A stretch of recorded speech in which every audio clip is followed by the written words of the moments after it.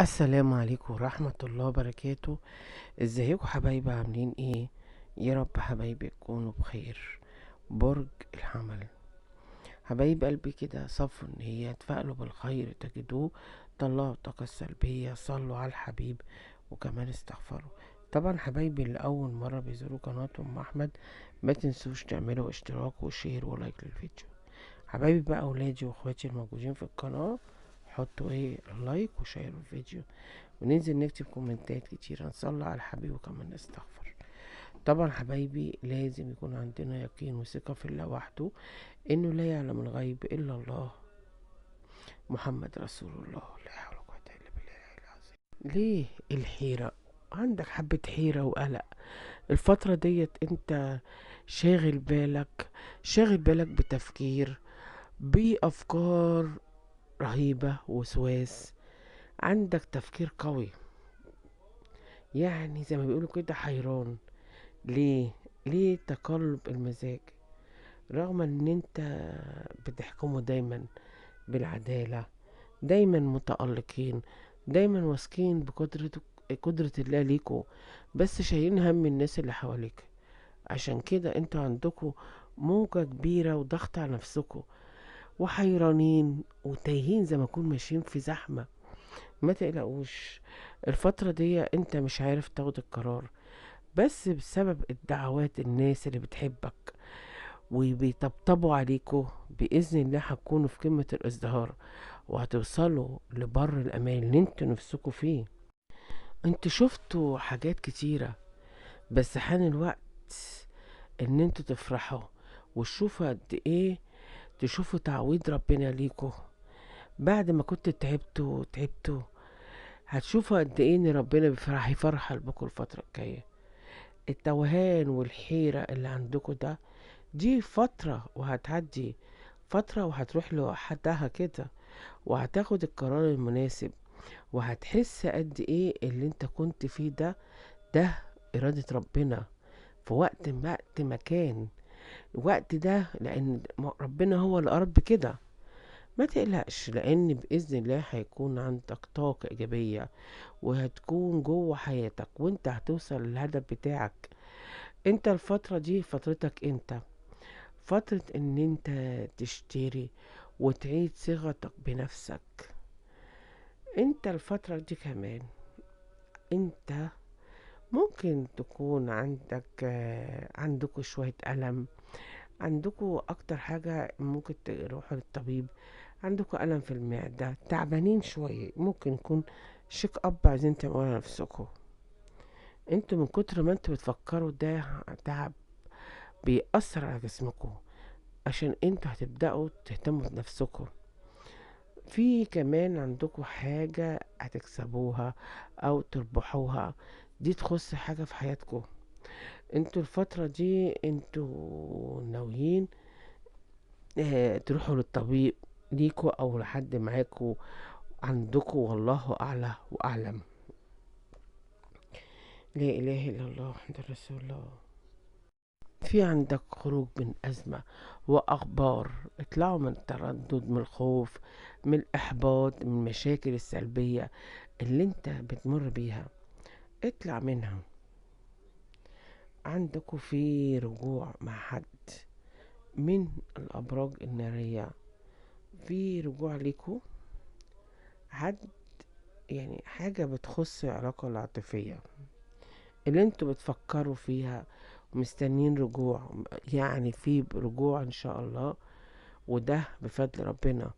انت عندك رجوع وعندك كمان استكمال مواضيع، وده بإذن ربنا. انت عندكوا اخبار حلوة، وهتعرفوا تاخدوا حقكم في الوقت المناسب، وكل حاجة في وقتها. انت ساكت ومتتكلمش على حاجة، فكل حاجة في وقتها هتقدر توصل لها، وصول لهدف، وصول لحلم، وصول لحاجة معينة انت هتاخدها الفترة الجاية. عندكم في رجوع حق بإذن ربنا، وطاقة فرحك، ونجاح في دراسة. لو بالكم مشغول بدراسة وبتشتغلوا، هيكون عندكم في نجاح يخص ورق دراسة، والله أعلى وأعلم. شوفوا ايه الحاجة اللي راحت منكم، وفي وقت أقرب وقت هترجع لكم. الحاجة اللي ضاعت بقالها فترة واتسرقت منك، والله أعلى وأعلم، في أقرب وقت انت هتلاقيها. بس كل واحد حاجة بالصبر والإرادة. عندكم في دوامة تفكير أو إرهاق في التفكير، بعمين تفكروا 24 ساعة تفكير. بقالكوا أكتر من أسبوع تعبانين، صداع مستمر وألم في السنان. ده تعب. عندكوا شوية توتر. حصل عندكوا أكتر من غلطة. حاولوا تهدوا، وده بسبب الحسد. وحسد كمان مش شديد. في عندكم مواجهة بينك وبين حد قريب من حياتك. هتواجه وهتوصل وهتاخد حقك، وده بإذن ربنا. ما تقلقش. في عندك أخبار حلوة. حاول ان انت تهدى. في عندك شخص ظلمك. الشخص اللي ظلمك ده ممكن يكون اتكلم عليك، شفت الخيانة منه بعينيكوا. الشخص ده انت هتوقفه وهتعمل له حدود، وهتطلعه بره حياتك خالص، لان هو ظلمك. انت نويت تاخد حقك بزيادك. نويت ان انت تكون متألق. انت عشان مشكلتك ان انت قلبك طيب. عندك ناس بتحاول توقع بينك وبين شريكك. دي موجودة، ما راحتش يمين ولا شمال. عندكم في واحدة ست شعرها ناعم، هي طويلة، دايما بتحاول توقعك في الخطأ. لازم تهدوا. انتوا طول عمركم بتضحوا، طول عمركم جايين على نفسكم، طول عمرك بتظلم، قلبكم مقهور. ممكن يكون في حد، اب، ام اتوفى، وده عزيز على قلبك. حاسين ان انتوا لوحدكم، ربنا جنبك، هو سندك وظهرك. انت مشكلتك ان انت كل بتديهم وتكرمهم بيجوا عليك، وما بتلاقيش اي حاجة في حياتك تستاهل. الفترة الجاية هيكون عندك في تغيير عتبة، او بتغيير مكان. والله اعلم اعلم. الفترة الجاية هيكون عندك في تغيير عتبة، عتبة حلوة الفترة الجاية، وده بإذن ربنا. عايزاكوا اي خطوة تخطوها الفترة دي تكون بطاقة ايجابية. ليه؟ لان انت حظك في ايدك، حظك معاك. اي خطوة هتخطيها برجلك اليمين بإذن الله هيكون فيها خير. انت بدأت تلملم الاوجاع، بتلملم كل حاجة مضايقاك وبترميها ورا ظهرك. خلي بالك، مفيش حاجة اسمها اصدقاء. انت اتألمت وقلبك موجوع، فحان وقتك ان انت ترمي كل ورا ظهرك. عندك حب جديد، حياة جديدة. حد هيقرب منك، حد هيكلمك، حد هيوقفك على ارض صلبة. لو انتوا بتشتغلوا في مكانكوا كده، في شغلكوا عالي، فلازم تخلي بالكوا في ناس موجودة في عمالكوا بيغيروا، متضايقين، عايزين ياخدوا مكانكم. فلازم تخلي بالكوا. شوفوا انتوا ظروفكوا ايه ودينكوا ايه. عندكوا لقاء عاطفي، رجوع، حاجة تفرحكوا في العاطفة، وده بإذن ربنا. انت قلبك طيب، بس عندكوا حد من الأبراج الهوائية بيأذيكم. في عندك واحدة ست حلوة وحلوة قوي، ونزيهة في نفسها، وبتحب يعني ايه الأناقة كده والشياكة. يعني زي ما بيقولوا كده، بتهتم بزيادة عن نفسها، بزيادة عن اللزوم. هي مش كويسة، عندها تعدد العلاقات، فلازم تخلوا بالكم منها. يعني حرص ولا تخون. في عندكم ورق سفر هيخلص، ورق يخص محاكم وهيخلص. يعني عندكم أوراق بتخلص الفترة ديت، ودي في صالحكم. بإذن الله ربنا يجيب لك حقك. ما تقلقش، حقك جاي جاي. في عندكم كمان، بلاش الأفكار السلبية تسيطر عليكم. اهدوا، كل حاجة ليها وقتها. في عندكم رسالة أو مكالمة أو حاجة معينة الفترة دي هتوصل لكم، هتفرحكم قوي، وهتشوفوا قد ايه، وهتعرف عدوك من حبيبك. انتوا ناويين تحطوا نقط كتير. في عندك تواصل بينك وبين حد عن طريق التواصل الاجتماعي، هيكون في عتاب، هيكون في كلام، هيكون في انجذاب. خلي بالكم، انتوا بتساعدوا الناس المحتاجين، دايما بتدوا بدون مقابل، ما بتستنوش مقابل من حد. بتحب تدوا، بتحب تتكلموا. بس اقول لكم بلاش تتكلموا، بلاش تتكلموا عن اي حاجة تخص حياتكم. في ناس عاملة نفسها إن معاش عشان تاخد كل اللي في ايديكم، وفي ناس شاطرة جدا انها تخدع اللي قدامها، بتستخدم كل الاساليب انها تقدر الشخص اللي قدامها يديها، وبان هو حنون. فانتوا لازم تخلي بالكم ويكون عندكم حرص. يعني بلاش تكونوا بالطريقة دي، حاولوا تهدوا. عندكم طاقة فرج وطاقة إيجابية، ودي حلوة وهتفرحكم. والعقبة اللي موجودة في حياتك انت هتقدر تعديها. في عندك كمان فرحة كبيرة قوي، وده بإذن ربنا. عندكم جواز هيتم على خير. أمور هتتيسر عندكم، هيكون فيها شغل ليكوا. انت عمال تسعى عشان تكمل شغلك، عندك باب هيتفتح قدامك. الباب اللي هيتفتح قدامك ده هتكون طاقة عامة بإذن الله.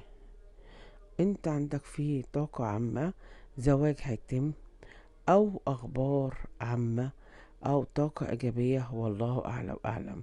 يعني عندكم أخبار حلوة بتخص العاطفة، وبشاير حلوة ومقابلة حلوة.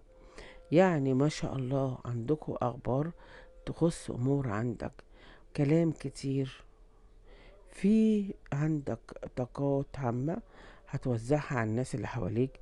انت محتاج تمسك على ديك شوية، وما تبذلش زيادة عن اللزوم على الفلوس، عشان خاطر لما هتشيل الفلوس دي هيجيلها الوقت الزنقة، وهتعمل حاجات كتيرة.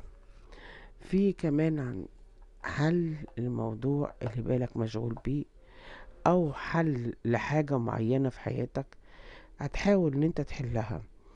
انت مجبور عليك ان انت تستحمل الفترة دي، ان كان بقى قلق او حيرة او توتر، زي ما يكون انت مستحملها بقدر المستطاع، وساكت وبتعلم بتعزل، شايل مهما كان فيك، بتبقى ساكت متتكلمش لغاية ما تنتهي الفترة اللي انت فيه، ان كان شغل او مشاكل، والله اعلى واعلم. انت ساكت ومستحمل، وبتقول ان ليه رب كريم. كل ما بتقع في مشكلة بترجع لربنا، وبتقول ربنا كريم، انا مش مستني حاجة من حد، انا بس ربنا طول ما هو موجود جنبي ومعايا هكون متألق، ودايما واثق على كل القدرات بتاعتي. فياريت تخلي بالكم من نفسكم، ويكون عندكم حرص الفترة الجاية، وده بشكل كبير. ليه؟ لان الضغط اللي انتوا فيه مش سهل. عندكم خروج او نقلة او تغيير عتبة بإذن الله، وهتوصلوا لتحقيق هدف بقالكوا فترة بتفكروا فيه، بتشتغلوا عليه، بقالكوا مدة ان انتوا ناويين ان انتوا توصلوا له. انتوا كده كده هتوصلوا له، وهتوصلوا متألقين وواثقين من نفسكم. ليه؟ لان انتوا شايلين حمل، والحمل ده شايلينه فوق كتافكم. فلازم تخلي بالكم، اي حد دمر حياتك وجاي عليك، ربنا هيجيب لك حقك. انت بتحبش الظلم، وما بتحبش حد يكون مظلوم. انت ما بتشوفش لحد مظلوم، بس هما اللي بيحبوا يظلموك. دايما بتدور على الاستقرار والراحة، وعلى الحياة العاطفية اللي انت فيها ملكش فيها حظ. لا، لو انت محروم من السعادة والحب والراحة، كل حاجة وليها وقتها، وربنا هيبشرك بالحاجة اللي نفسك فيها، وده في أقرب وقت. في عندك موضوع مهم في حياتك، انت بتحسوا كده بسخونية في جسمكم، وجع في الجسم مش طبيعي، حبة أعراض بتظهر لكم، وده بسبب الحسد الشديد والتفكير. انت الأمور دي بتحس بيها، ودي موجودة عندك. في حاجة انت عملتها ومتضايق وبتستغفر ربنا، وقرار انت خدته، بتقول يا رب، يا رب طلعني من انا فيه. انت عندك بينك وبين حد، ان كان اخوات او علاقة حب، في نفور الفترة ديت، ضغط نفسي او طاقة. في عندكم حرف الميم وحرف السين. حرف السين ده داخل في علاقة ثلاثية بينك وبين الشخص اللي بحرف الميم. في عندكم تصالح بينكم، وكمان في حرف الألف في تصالح، وحرف الميم كمان التصالح الفترة الجاية. في كذا حاجة هتكون لفرحة ليكوا، وهجايلكوا أمور كتيرة هتكون في صالحكوا الفترة الجاية. الطريق هيكون مفتوح ومرسوم، عندكوا فيه رزق حلو جدا، في توفير في أمور كتيرة هتوفر ليك. يعني بدل شغلانة هيبقى 2، ومشروع هيكون أحسن، وده رزق هيجيلك.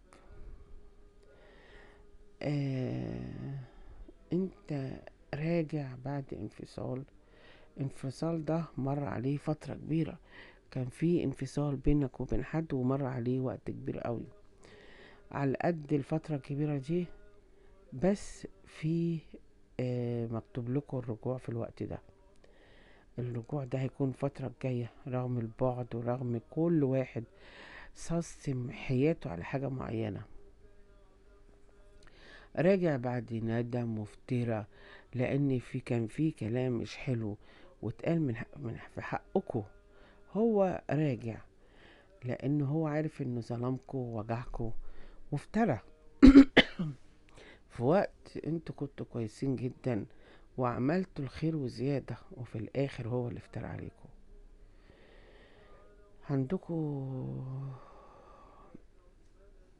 عندكم طاقة ايجابية، تصالح، فرحة.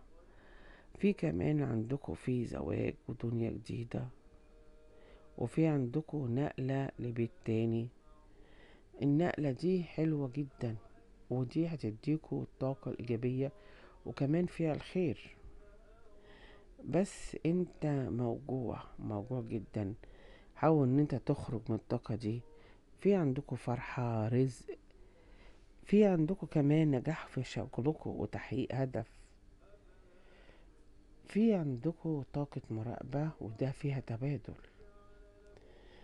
الفترة ديت بينك وبين الطرف التاني، على قد ما انتوا بعيدين عن بعض بس في اشتياق، في حب. انتوا مش قادرين تنسوا بعض، كل واحد مشتاق للتاني، كل واحد بيفكر في التاني، كل واحد بيحلم بالتاني. في بينكوا طاقة شعلة رغم بعد المسافات اللي موجود، رغم ان انتوا قلتوا خلاص العلاقة انتقت، العلاقة فيها تواصل من تاني.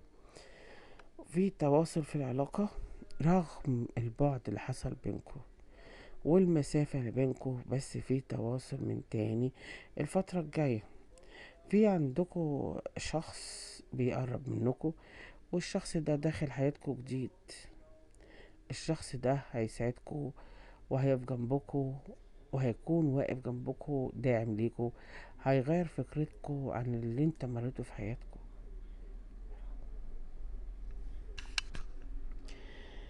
انت بتشك في حاجة، الحاجة اللي انت شاكك فيها دي بقيت خلاص مش قادر تدي الثقة والأمان لأي حد من كتر اللي انت مريت بيه.